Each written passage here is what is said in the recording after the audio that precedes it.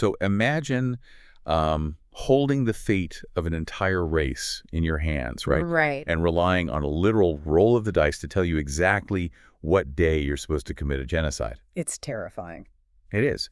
But now, imagine those dice are actually rigged, like not by you, but by the exact god you were trying to wipe out. Yeah, that's the real twist. Exactly. So today, we are basically tearing apart a 2,500-year-old political thriller. It's this text where you're just constantly looking for an architect who, for whatever reason, absolutely refuses to step out of the shadows. I mean, it is basically the ultimate historical locked room mystery. Yeah. You look at it and you see the outcome. You see these massive geopolitical shifts happening, but the primary cause, the one actually moving the pieces, remains completely invisible.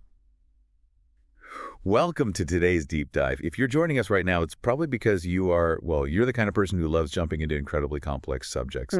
You probably really hate feeling overwhelmed by just like information overload, and you are constantly looking for that, I don't know, that aha moment where all these chaotic pieces of history and theology and human psychology just suddenly snap together. And honestly, we have a magnificent puzzle on the table for you today.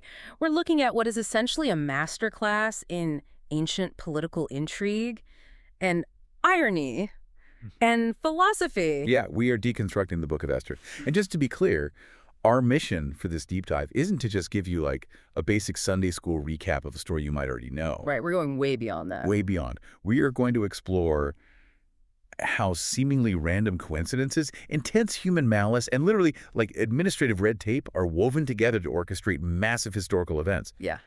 And the wildest part of this entire text, all this happens without the main architect ever being named, not even once. Which is just, I mean, it's the defining literary and theological feature of this entire narrative. We are essentially hunting for the fingerprints of a hidden power. But the catch is, we are looking at a power that operates entirely through secular mechanisms. Like what? Like human choices, bureaucratic systems, and just completely natural events. Right, because the Book of Esther is famous for being a biblical text that never actually mentions the word God. Yeah. Like anywhere in the original text. Yeah, zero mention. There are no overt miracles. There's no sea getting parted. There's no voice thundering from a burning bush. It honestly reads like a totally secular thriller set in the middle of the Persian Empire. Exactly. So the baseline for our analysis today, the lens we're using, is to trace this intricate chain of what we call secondary causes. Okay, secondary causes. Yeah, the natural, contingent, completely human-driven events. And we want to see how they collectively build into what is undeniably a supernatural deliverance. Okay, let's unpack this. Because to do that, we have to start by setting the stage in the Persian palace.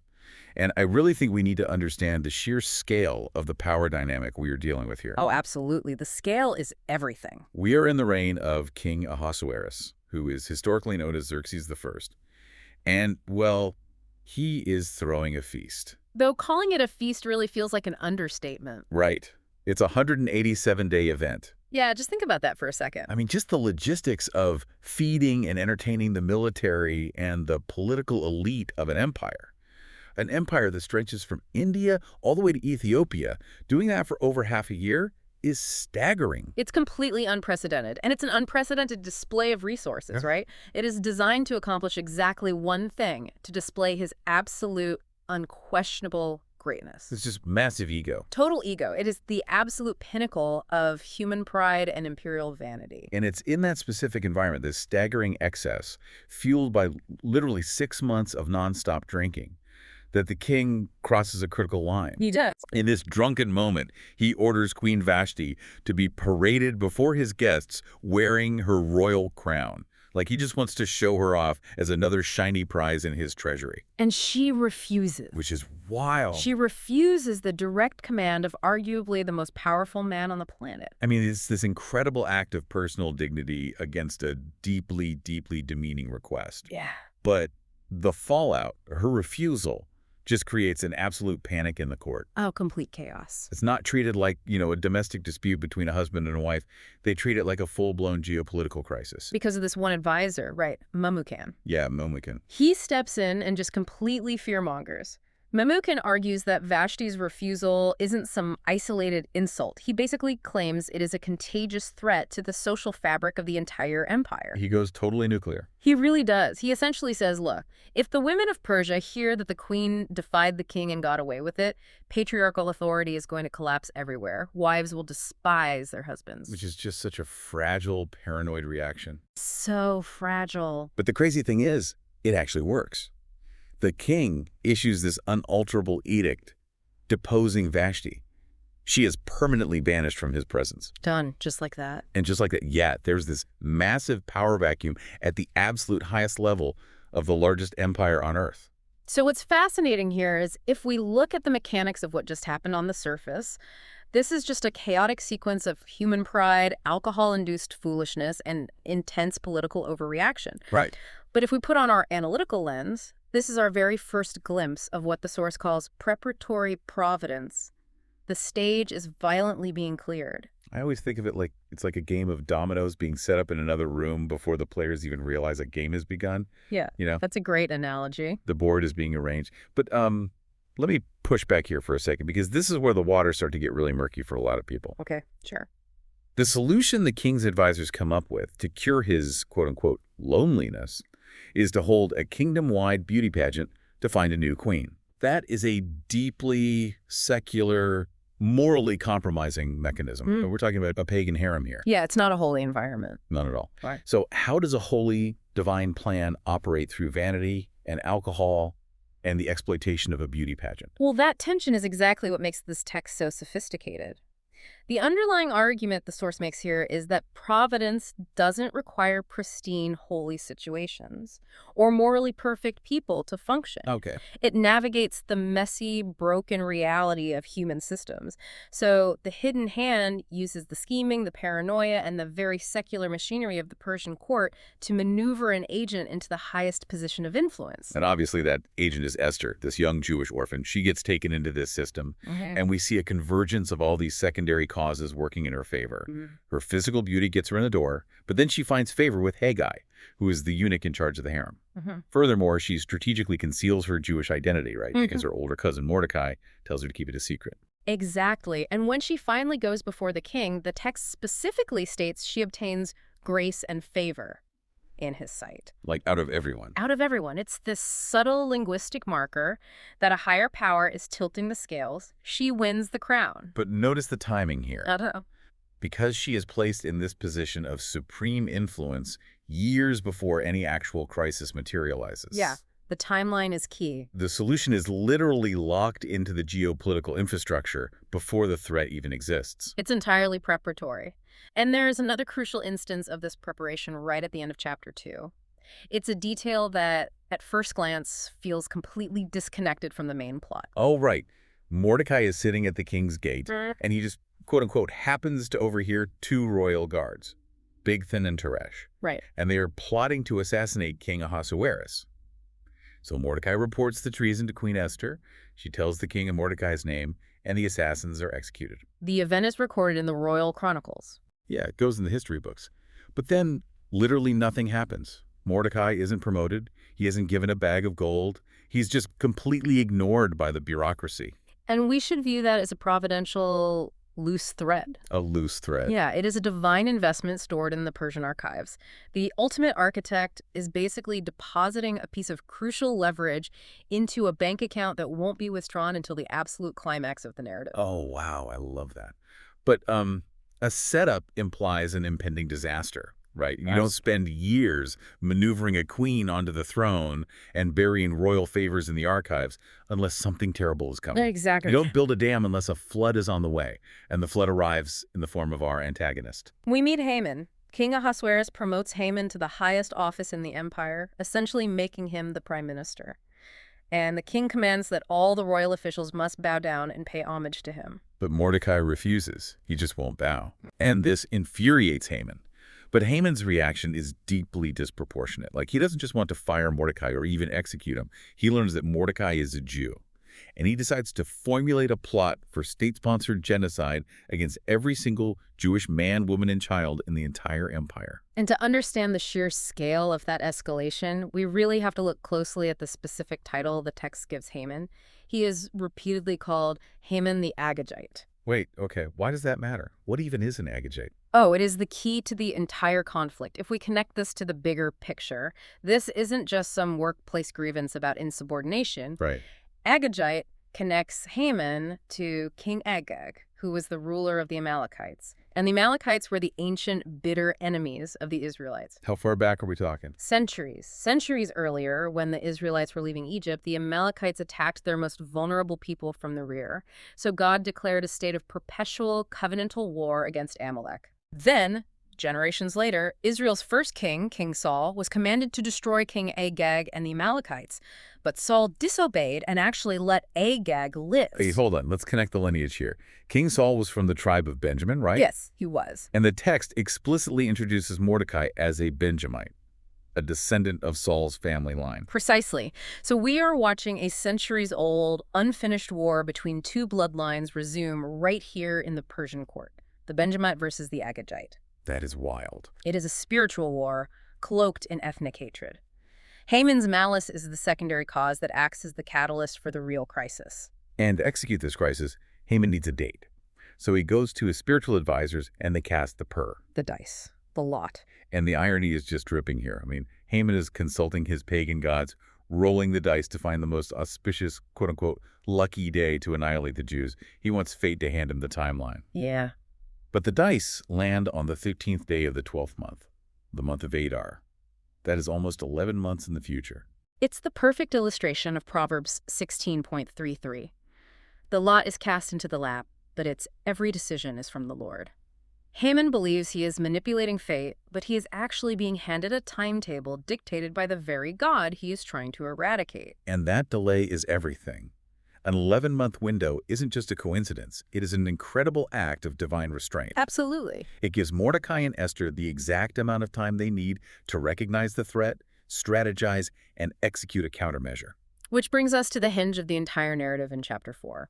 So the decree goes out, the law is sealed, annihilation is legally scheduled. Right. Mordecai goes into the streets in sackcloth and ashes, mourning bitterly, and he manages to get a copy of the edict smuggled into the palace to Esther, along with a direct instruction.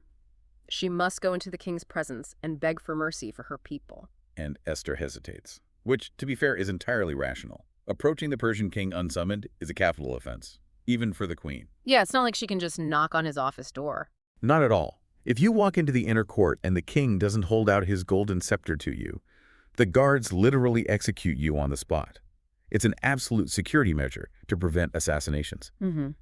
Furthermore, she tells Mordecai that the king hasn't called for her in 30 days. She feels like she's out of favor, so she sends a message back basically saying, I can't do this. Yeah. And Mordecai responds with arguably the most famous declaration in the entire book. He says, "Do not think that because you are in the king's house, you alone of all the Jews will escape. For if you remain silent at this time, relief and deliverance for the Jews will arise from another place, but you and your father's family will perish.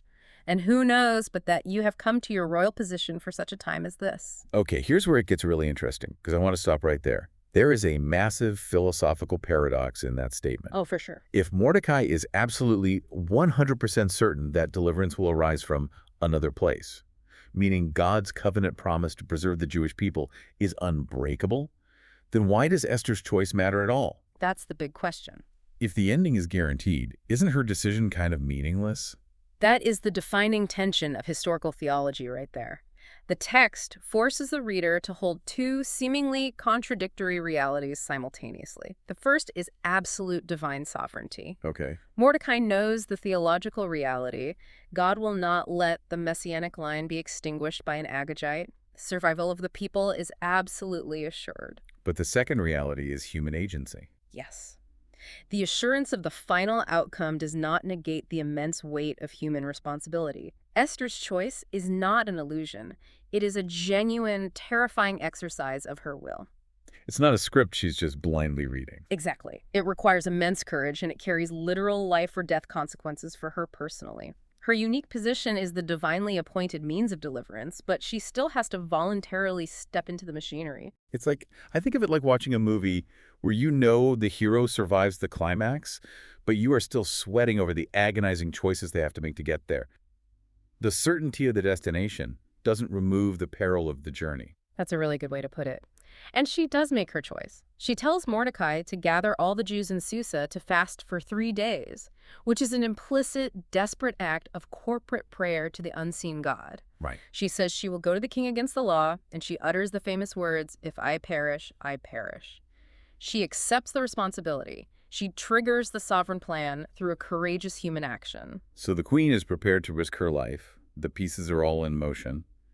But how the deliverance actually unfolds, it relies on one of the most absurd, seemingly insignificant moments of human frailty in the whole story. We enter chapter 6, the turning point. King Ahasuerus cannot sleep. It's just a regular bout of insomnia.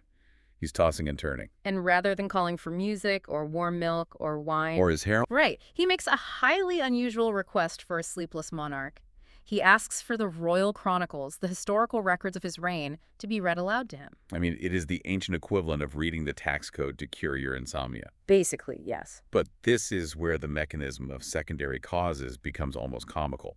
The scribe brings the massive scrolls, unrolls them, and just happens to start reading the exact page, the exact entry, detailing how Mordecai the Jew saved the king's life from the assassination plot years earlier. It's incredible. The timing is mathematically impossible to attribute to mere chance. This is the ultimate example of divine irony. The king suddenly realizes, wait, did we ever reward this man? And the attendants are like, no. No. So the king is now wide awake, looking to honor Mordecai. And at that exact moment, someone walks into the outer court of the palace. Iman, early in the morning. And he's not there for a casual chat. Iman has been up all night building a 75-foot gallows in his courtyard. Yeah, 75 feet. His hatred for Mordecai has consumed him so completely that he couldn't even wait for the scheduled genocide. He's come to ask the king's permission to hang Mordecai immediately. The narrative collision here is just breathtaking. It is absolute literary perfection. It's a divine comedy. Haman walks in, ready to ask for Mordecai's head. But before Haman can even open his mouth, the king fires a question at him. What should be done for the man the king delights to honor? And Haman's fatal flaw, his massive narcissism, it completely blinds him. Of course. He assumes, naturally, that the king can only be talking about him. So Haman designs the ultimate ego trip. He says, bring out a royal robe the king has worn. Bring out a horse the king has ridden with a royal crest on its head. Have one of the king's most noble princes robe the man, lead him on the horse through the city square, and proclaim, this is what is done for the man the king delights to honor. And you can almost hear the cinematic record scratch when the king replies, excellent, go at once. Take the robes and the horse and do exactly what you have suggested for Mordecai the Jew who sits at the king's gate. Do not neglect a single detail. The psychological devastation for Haman in that moment must have been absolute. Oh, brutal. He has to personally lead his worst enemy, the guy he literally came to execute, through the streets, screaming his praises. It's the ultimate reversal of fortunes. And thematically, this taps into a profound biblical motif. You see it in Hannah's song in 1 Samuel, or Mary's Magnificat in the New Testament. The idea that God brings low the haughty and exalts the humble. He raises the poor from the dust and ash, which is where Mordecai literally was just sitting, and seats them among princes. And the momentum of that reversal doesn't stop.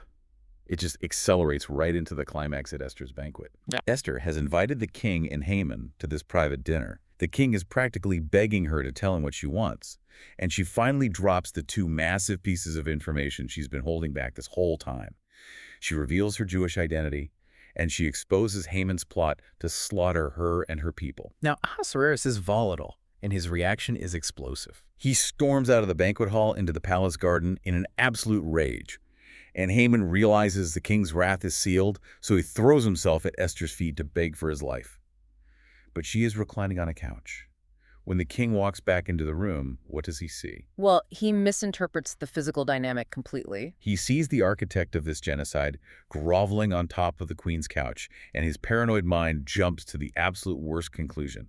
He says, will he even assault the queen in my presence, in my own house? It's a fatal misunderstanding built right on top of a geopolitical crisis. And then the final secondary cause clicks into place. A eunuch named Harbona just happens to mention, hey, by the way, there's a 75-foot gallows standing at Haman's house. He built it for Mordecai, the man who saved the king. And the king says, hang him on it. Boom. The bad guy is executed on his own trap. The antagonist is dead. And from a narrative perspective, you'd think the story ends there. Roll credits. But the reality of bureaucratic power makes it much more complicated.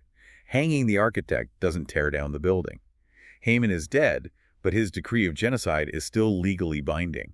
And this is a really vital point about how providence operates within human structures. The king's signet ring had sealed Haman's law. And under the laws of the Medes and Persians, an edict sealed with the king's ring is irrevocable. It cannot be legally rescinded, not even by the monarch who issued it. So how does a sovereign God operate when human law is literally unchangeable? Because the hidden hand doesn't just, magically erase the ink on the parchment. Right. It navigates the red tape. Providence works cleverly within the constraints of the human system. The king empowers Esther and Mordecai to write a counter-decree. A counter-decree. Yes. It doesn't cancel the first law. The first law still allows the enemies of the Jews to attack them on the 13th of Adar. But the new decree legally empowers the Jewish people to assemble, to arm themselves, and to decisively strike back against anyone who assaults them.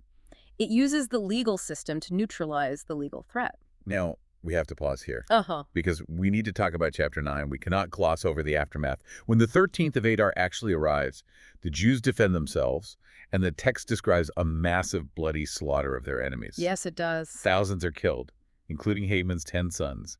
To a modern listener, this level of state-sanctioned violence feels deeply uncomfortable. How does the source text handle this without just sweeping it under the rug? It requires really careful exegetical and historical grounding. The sources are clear that we have to understand the underlying logic of the ancient Near Eastern mindset. This text must be read with care. It is a descriptive account of a historical event, not a prescriptive model for conduct today. Okay, explain the why behind that, though. Yeah. Why was the bloodshed viewed as cosmically necessary in this specific context? It goes right back to that Amalekite connection we discussed earlier. The Agagite thing. Exactly.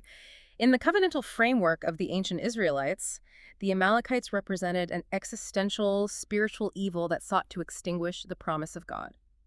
The violence in chapter 9 is framed in the source as the culmination of the covenantal judgment against the Amalekites. It was a brutal, definitive end to a war that had spanned centuries. So it's a specific redemptive historical context aimed at preserving the messianic line. Precisely. The theological logic of the text is that if the Agagites survived, the threat to the messianic lineage survived. Thus, the defense had to be absolute. It's the stark reality of ancient survival. And out of that survival, out of the immense relief of escaping total annihilation, the Jewish people establish a memorial festival. The Feast of Purim. And the enduring irony here is brilliant. Purim comes from the word pur, the dice. The very instrument Haman rolled to determine the day of their destruction becomes the name of their most joyful party. They named their celebration after the weapon of their intended destruction.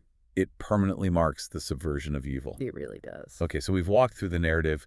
We've seen the plot twists, the insomnia of the dice, the royal decrees. But now, what does this all mean? We need to pivot from the story to the engine room. The underlying philosophy. Yeah, we need to look under the hood, because the text moves from story to a robust doctrine of divine providence. If God is orchestrating this, but humans are making real choices, what is the actual physics of that interaction? To map that out, we have to define two massive theological concepts that the source text breaks down: primary causes and secondary causes. Okay, break those down for me. What's the difference? The primary cause, or the first cause, is God himself. In this framework, he is the ultimate sovereign originator and sustainer of all reality. He holds the eternal blueprint. He decrees the final outcome of history. But he doesn't act directly on the board most of the time. Correct. That is exactly where secondary causes come in. These are the real created agents, the natural forces, the human wills that exist within the universe. They have real properties and they make real impacts. Give me some examples. Gravity is a secondary cause. The intoxicating effect of Persian wine is a secondary cause. A king's physiological inability to sleep, that is a secondary cause. And human choices. Human choices are the most critical secondary causes. Esther's terrifying decision to risk her life, Haman's deep-seated ethnic hatred, these are genuine, morally accountable acts generated by the human mind. Okay, I want to try an analogy to visualize how these interact. Tell me if this holds up. Go for it. Think of a massively complex open-world video game. The programmer who builds the game is the first cause. They write the physics engine, they establish the rules of the universe, and they code the ultimate win state of the game. They decree how the story will definitively end. I'll follow. But the NPCs, the non-playable characters, and the human player holding the controller, they are the secondary causes. The player makes genuine, unscripted choices minute by minute. They choose to go left, they choose to fight, they choose to run. Right. Their free choices dictate the messy, unpredictable path of the gameplay. But no matter what they choose, they cannot break the programmer's foundational code. They cannot override the ultimate win state. That is an excellent modern framework for understanding what theologians call the doctrine of concurrence. Concurrence, meaning two things operating together. Exactly. The doctrine of concurrence argues that God doesn't just sit back like a spectator watching the secondary causes bump into each other. He actively, sovereignly cooperates with them and directs them. He works through the natural properties of things to direct them toward his decreed end. So the insomnia and the deliverance aren't competing. No, not at all. The king genuinely couldn't sleep because of natural physiological reasons. The scribe genuinely picked up a specific scroll. God concurred with those natural states and events to achieve the goal of honoring Mordecai. But wait, this model of first and secondary causes inevitably leads to a massive philosophical problem. This is basically the ultimate cage match of theology. The free will debate. Yes. If the programmer is actively directing the game to ensure the win state, how free is the player, really? If God has orchestrated the timeline, how free is human free will? This is where we hit the deepest waters of our analysis. The source material breaks down how two major theological systems have looked at the Book of Esther to answer exactly that question: Calvinism and Arminianism. And I want to pause here for you, the listener. We are maintaining strict neutrality here. Our goal is just to test the theories and share how the source outlines these two lenses. We want to take these two philosophical frameworks and plug them into the specific events of Esther to help you understand the depth of the paradox. Because it is fascinating how two brilliant systems can look at the same ancient text and describe the physics of it so differently. Let's start with the ultimate test case. Esther's choice in chapter 4. Her declaration, "If I perish, I perish." Right. It feels like the ultimate free choice. How does a Calvinist framework analyze that specific moment? The Calvinist view emphasizes meticulous divine sovereignty. In this framework, God eternally decreed that Esther would save the Jews. To ensure this, God actively, sovereignly moved her heart through something called irresistible grace. Time out. For the listener without a seminary degree, what exactly does irresistible grace mean in terms of her actual brain chemistry and decision-making process? Is she being puppeted? Not puppeted. This introduces the concept of compatibilism. Compatibilism argues that determinism and human free will are mutually compatible. In this view, a choice is free if you act according to your greatest desire without external coercion. Okay. So God doesn't force Esther against her will. Instead, through irresistible grace, God alters her internal desires. He illuminates her mind and gives her the courage so that her greatest desire becomes to do the right thing.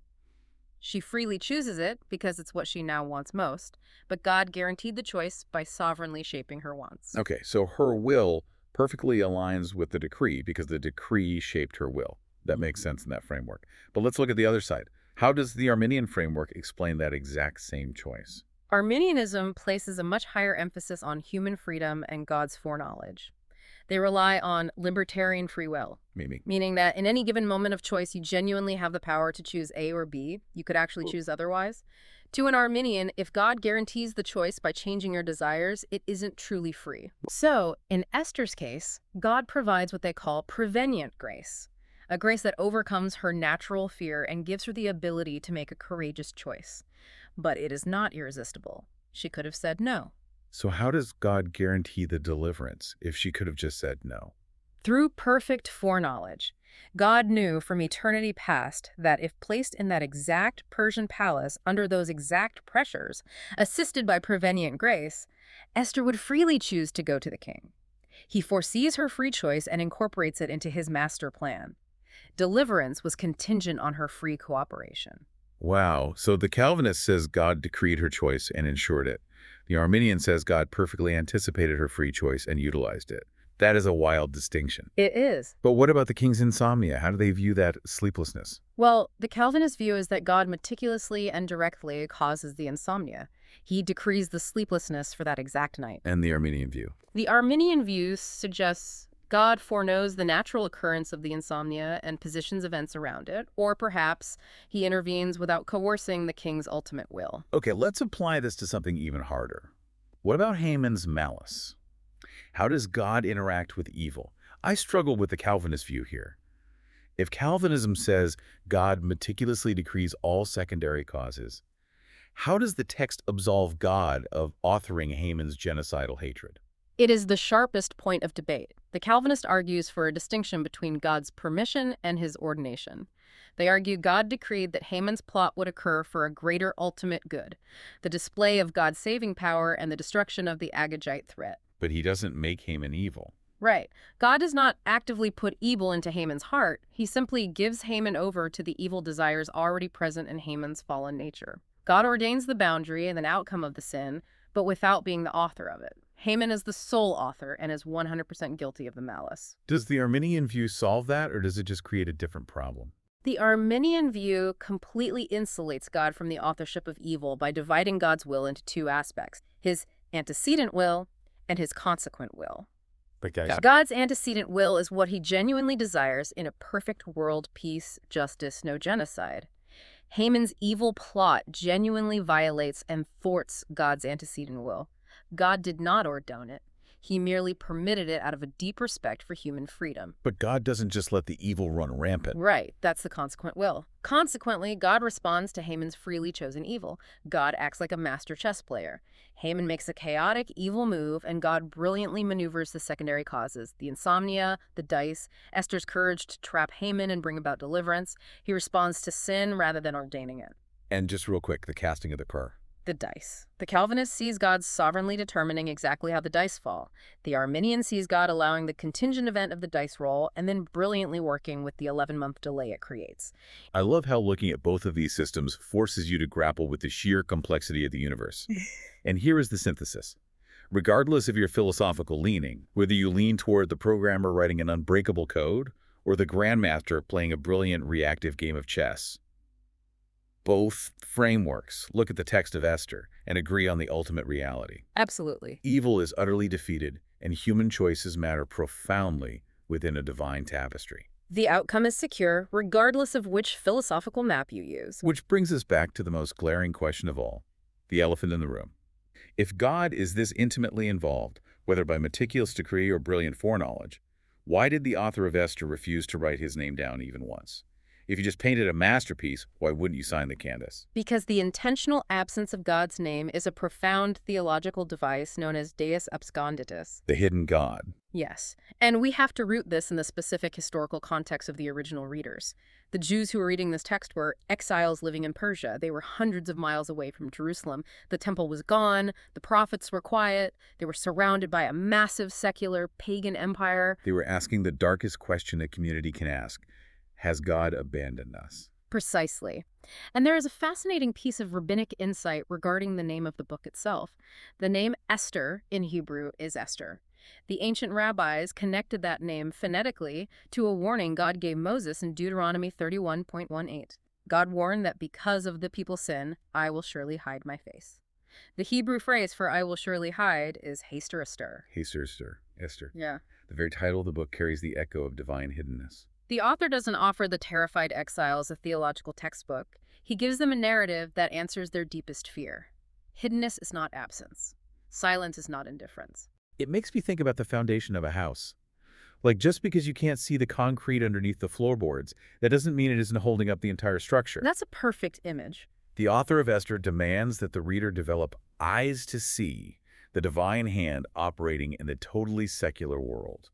But this raises an important question, because the static in the Book of Esther isn't just benign chaos, it is dark.